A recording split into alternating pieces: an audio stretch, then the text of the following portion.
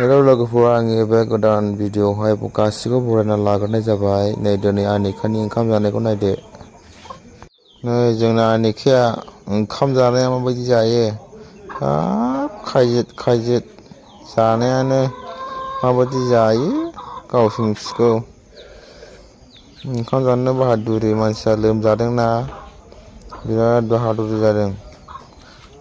ओंखाम जानायानो गोदाव सोराव जानो लोंनोनो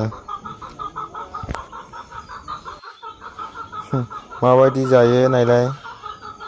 लोंग्रायाबो बेयाव नङा लोंनायबावखा देन्जारसो। नायदो लोंनाया बिदैबो लोंखायो। ओंखाम बायदि सिफ्लेनानै दौदों। लोंदों साला लोमजादों।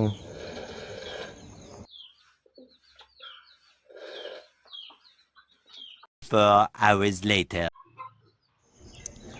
दे जादो दे। नैबो दहाय सा माबानायनि गाइखेर साहा लोंगासिनो आरोना बिस्कुटजों गाइखेरजों। जानाया नायदो मोखां नायाखै आरोखि बे जानाया। जादों आरो ओरैबो खुरला खुरलि मोदोम माननाय जादों मानसिया।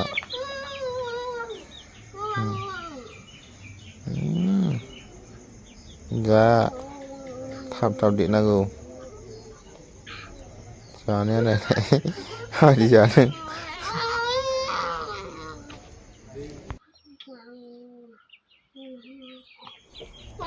हाब बहाय थांलायखो जानाया नुसाय एबा खाब्रबलाबायलाङो गोदाव सोरावसो।